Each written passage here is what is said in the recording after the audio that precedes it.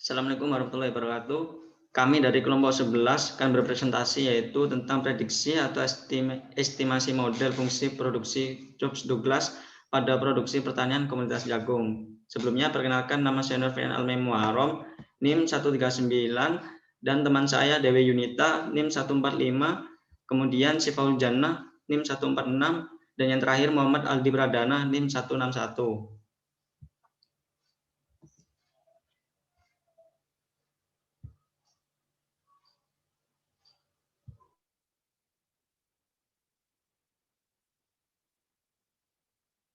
Di sini saya akan menjelaskan mengenai data input. Data input ini didapat dari skripsi yang berjudul Analisis Faktor-Faktor yang Mempengaruhi Pendapatan Usaha Tani Jagung di Desa Pontokasi, Kecamatan Galesong Selatan, Kabupaten Takalar.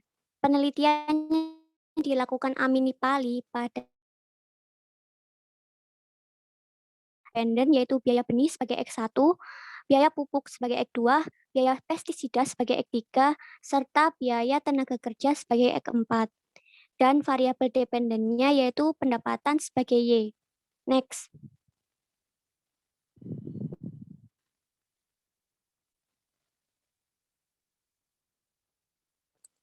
Data input dalam bentuk LN. Setelah data sekunder tersebut diinputkan ke Excel, maka selanjutnya data dirubah ke nilai LN, yaitu dengan cara rumus sama dengan LN, lalu klik sheet pada nilai yang ingin dijadikan nilai LN. Hasil nilai LN dapat dilihat pada tabel berikut. Next. Uji normalitas. Di sini dasar pengambilan keputusan pada uji normalitas, yaitu jika data plotting atau titik-titik yang menggambarkan data sesungguhnya mengikuti garis normal, maka data tersebut berdistribusi normal. Interpretasinya yaitu jika dilihat dari gambar dari uji normalitas, maka dapat disimpulkan bahwa data tersebut berdistribusi normal. Next.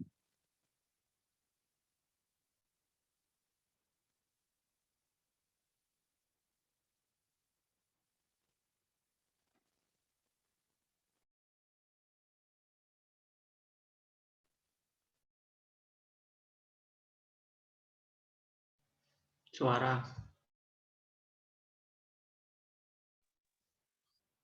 Selanjutnya yaitu uji autokorelasi.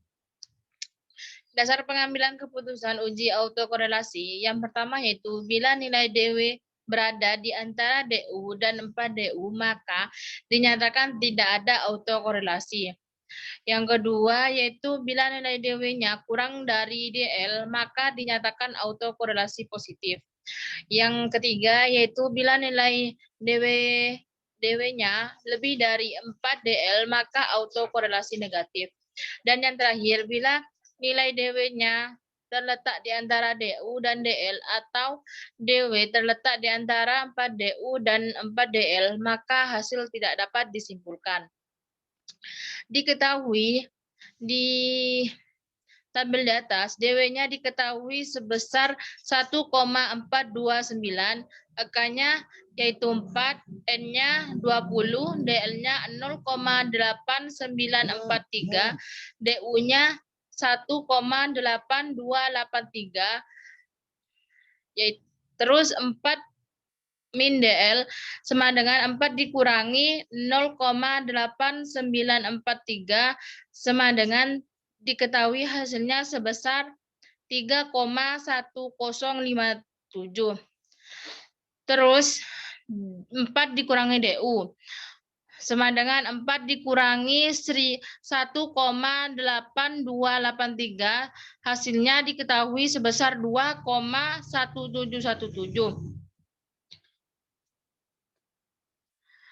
Berdasarkan hasil analisis diketahui bahwa nilai DW adalah sebesar 1,429, diketahui nilai DL sebesar 0,8943 dan DU sebesar 1,8283, diketahui nilai 4 DU sebesar 2,1717 3,717 dan nilai 4DL adalah sebesar 3,1057. Terlihat bahwa nilai DW terletak di antara DU dan DL atau DW terletak di antara 4DU dan 4DL, maka hasil tidak dapat disimpulkan. Next.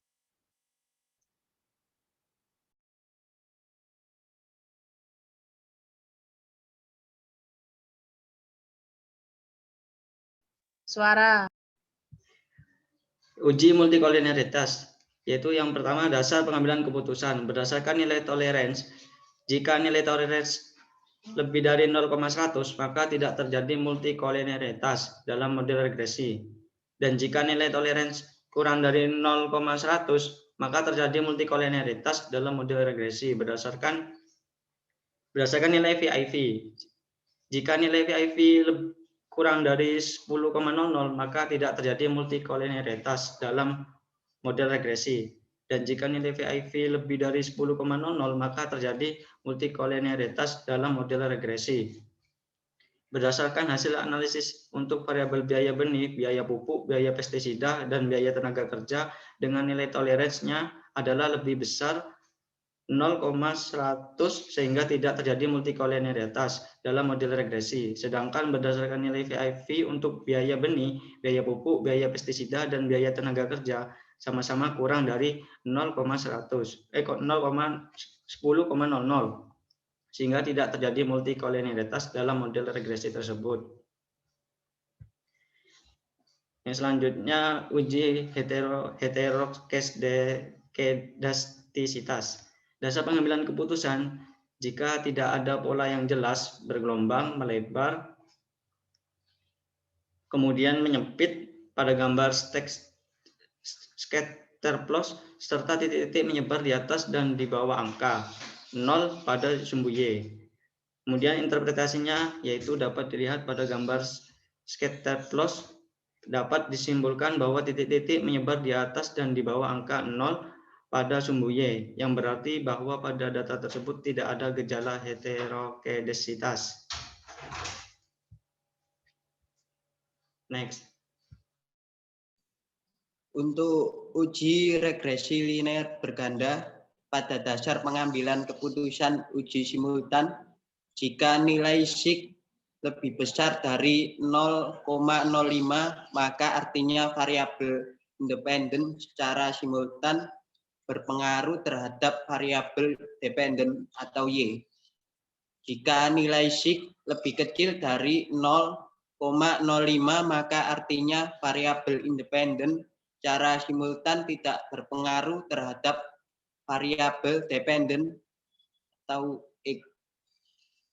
Untuk interpretasi, jika dinilai dari dasar pengambilan keputusan menggunakan nilai sig, maka pada tabel di atas menunjukkan nilai sig sebesar 0,055 lebih kecil dari 0,05, di mana hal tersebut dapat dilihat bahwa variabel independen atau biaya benih, biaya pupuk, biaya pestisida, biaya tenaga kerja secara simultan tidak berpengaruh terhadap variabel dependen atau pendapatan.